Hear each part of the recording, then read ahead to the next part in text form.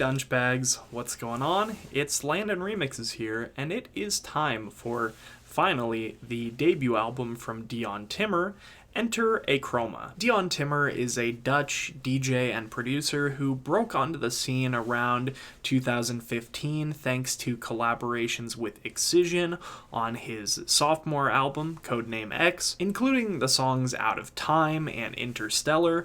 Codename X was actually one of the very first albums I ever reviewed on this channel, and though I felt kind of neutral to the album overall, I am glad that it did introduce me to Dion's music, because since that point I've been able to gleefully watch him grow from a BROSTEP up-and-comer to, in my book, one of the most interesting names in bass music. Especially within the last 3 to 4 years, I have personally found his neon sound to be extremely refreshing, with high-pitched vocals and energetic synths layered over fast-paced rhythms, paired with huge, intricately detailed bass drops. I don't generally like to quote other people in these reviews, but I really like the way Insomniac described his music.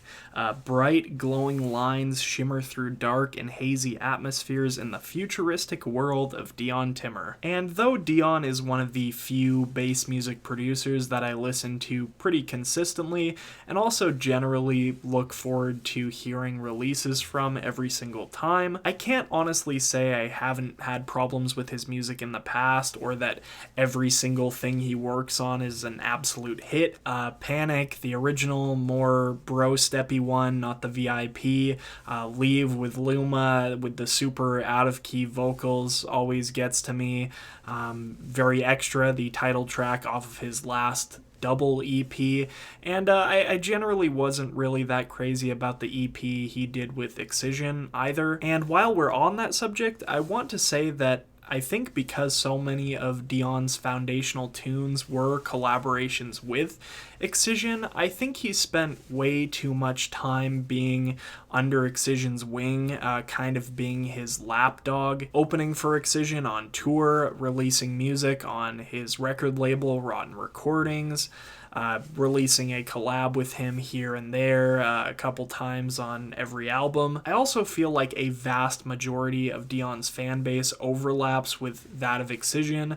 I'm fairly certain most of the people who are regularly following his music are Excision fans as well. I mean, if you take a look at his top tracks, a very good chunk of them are just collaborations with Excision. Time Stood Still, Home, Final Boss, Harambe, Africa, Hoods Up, and I'm not bringing this up to put him down or anything like that. I guess the point that I'm trying to get at is that it has really taken an annoyingly long time for Dion to kind of become his own entity, to become an artist that people genuinely want to listen to outside the association of another bigger artist. So of course, when he announced that he would be putting out his first full-length album, I got really excited at the prospect of him finally becoming his own for the first time, and in that regard, I am pretty happy with how this album came out. There might be a ton of vocal guests across the board, but Dion Timmer is the sole producer across the whole project. It also helps in my mind that the album was released by Deadbeats and not Rotten or Monster Cat or any of the other labels he's worked with in the past, because pretty much all expectations have been wiped clear. In my book, releasing on a label he hasn't worked with so much in the past has really given him the opportunity to present himself in an album format in the way that he wants to. And though I don't particularly have an issue with Excision or Zed's Dead or Liquid Stranger or Bro Safari or any number of producers that Dion has worked with, I'm just very excited that he got this opportunity to present himself as a more independent artist with his debut album. To add to that, I've also felt for the last few years that Dion's artistic scope and vision was really much wider than the artists that he was limiting himself to working with, which, to be completely honest, I feel has really held him back, because in my book, some of his shiniest moments over the last couple years have been his solo music, or at least music that doesn't have other producers kind of coming in the way and distracting from what Dion is trying to do in that department. Songs like Calling Me, Dreaming Out Loud, Internet Boy, Tecstasy, Berserk, all incredible stuff. So yeah, like I said before, in that regard, I am very happy with Enter Achroma. In a 50-minute, 14-track space, Dion does a great job of showcasing all different sides of him, from BROSTEP to house to rock to synthpop, and maybe even a little bit of lo-fi and hands up here and there. This album seems to have everything, yet in my book still fits together cohesively and feels like a Dion Timmer project. It's also extremely refreshing to see an artist pay so much detail into trying to create a story and kind of a seamless experience throughout the entire album. Most of the songs here at least try to provide some kind of meaningful transition from one track into the next, and though a couple of the transitions seem a little forced, sloppy, rushed, the album generally feels like a very smooth experience. Maybe not quite to the same degree as something like Xylan's We Are Dust album, but I nonetheless applaud the effort. It also helps that Dion is clearly trying to tell some kind of story through the music of this album. If I'm remembering correctly, Achroma is the city that was more or less introduced on the Very Extra double EP, with the word Achroma literally meaning the absence of color. I guess Dion must feel like he's kind of trapped in this world that is, void of color and melody. All the songs in this album are clearly supposed to be interconnected in some kind of way, but exactly how is not exactly made clear. There isn't really much narration or direct storytelling beyond the lyrics and the random little sampled I think movie dialogue that's used throughout the album, and lyrically the songs seem to jump from one subject to the next to the next. I guess the first half of the album focuses a little bit more on like relationships, whereas the second half dives more into like addiction and depression, anxiety. Everything seems to be a lot more connected in the way of Dion's expert atmosphere building though, rather than just telling a completely straightforward front to back story. Another thing that I really like about this album, and that I think adds a deeper layer to it,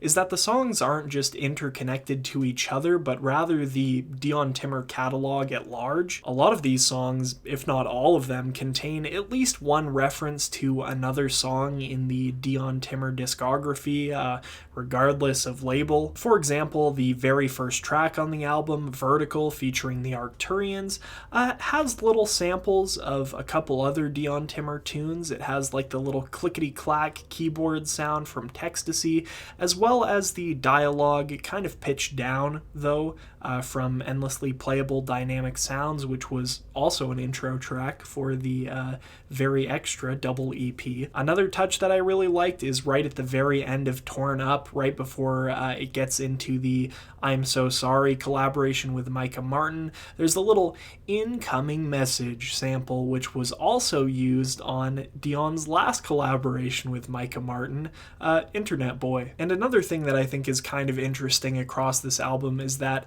the little Very Extra vocal bit from the title track off of Very Extra seems to be used as a kind of producer tag across this entire album. It's on pretty much every track here. I guess it's just cool to me to hear that little vocal bit used in such different ways on such really different sounding tracks across the board here. And there are probably a lot of other references to different Dion Timmer songs that I just completely glanced over because I'm not as familiar with those songs as the ones that I actually picked out. But my point is that he really tried to make an effort to kind of interconnect the rest of his discography with this project. And I guess that brings me to the final thing that I want to talk about with this album, and that is the music itself. Now, I'm gonna be completely honest here. I don't really think that most of the ideas Dion presents on this album are quite his best. I mean, to me, his dubstep stuff has never really been his strongest material. I honestly think he shines better in the realms of house, like synthpop and beyond. but the more BROSTEP leaning stuff on this album, especially in the drops, just seems so much more like dry and uninteresting than your normal Dion Timmer dubstep, especially on something like The Way She Lies, which kind of just sounds like Dion trying to emulate the kind of late stage Skrillex dubstep sound, or something like Violet, which kind of has that basic quarter note company kind of structure. Even some other songs that I like a lot for their ability to build atmosphere and provide some really solid vocal performances, like I Don't Miss You with Tasha Baxter and the Sirens with Sonar. In that song specifically, I think Sonar actually outperforms the production by a mile. And my qualm with I Don't Miss You, I guess, being the trope of that kind of like rising lead that's used in so many dubstep songs.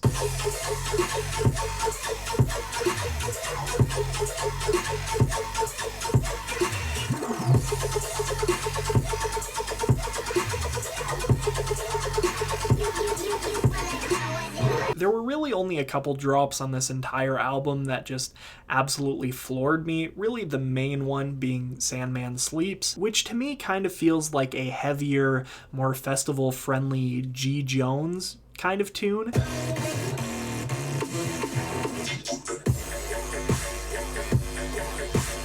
I also think the drop on Companion is really wonderful, outside of the fact that the song already does a great job of kind of encapturing that feeling of just always wanting to be with someone, just being completely infatuated. The song is a very interesting twist on the synth-pop formula. I really like how Dion kind of layered that buzzy bass into the drop that just makes it a completely unique experience.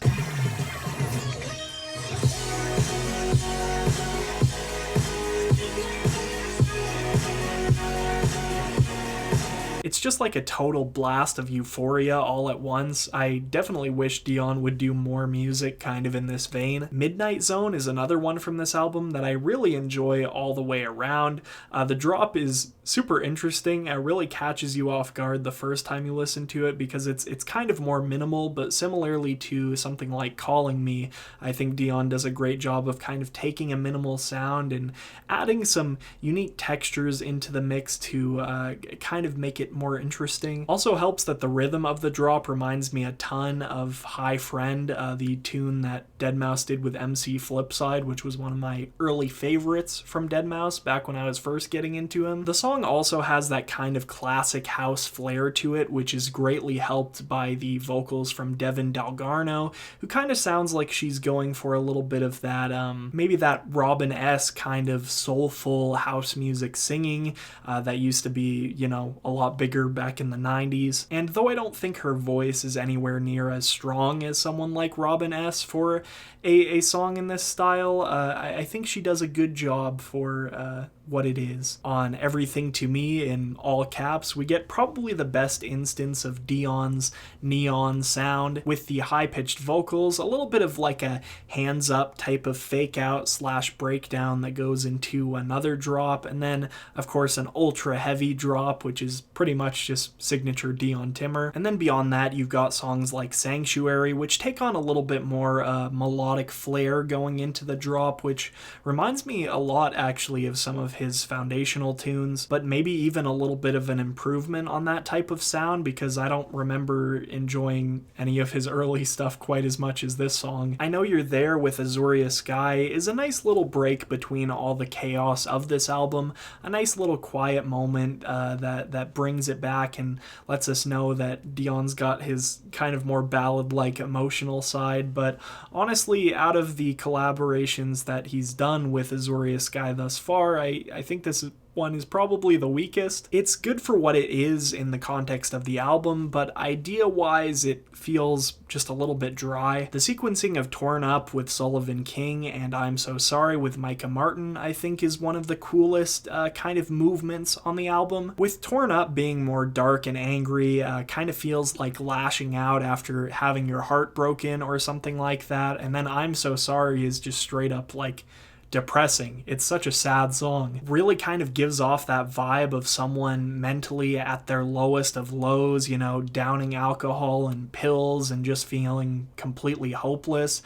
The mix is completely a mess, but honestly I think it does a great job of kind of illustrating what a person's mind is like when they're like that, just completely all over the place. And I'm running out of time here, so I really should wrap things up, but to me, the last bone I want to pick with this album is that planar shift, the closing track, just doesn't really feel like a satisfactory closing to this album. I think I honestly would have gone for the Sirens more and maybe just stuck this track somewhere else. Like, it's an okay song, definitely not the best or the worst cut on the album for me, but it's like a kind of like a woolly type Brittom song, and it just makes a really strange closer for the album. Like, it doesn't really do anything to wrap up the package that is Enter Achroma. And every time I've listened through this album, at the end of the song, I'm left thinking like, wait, that was the end?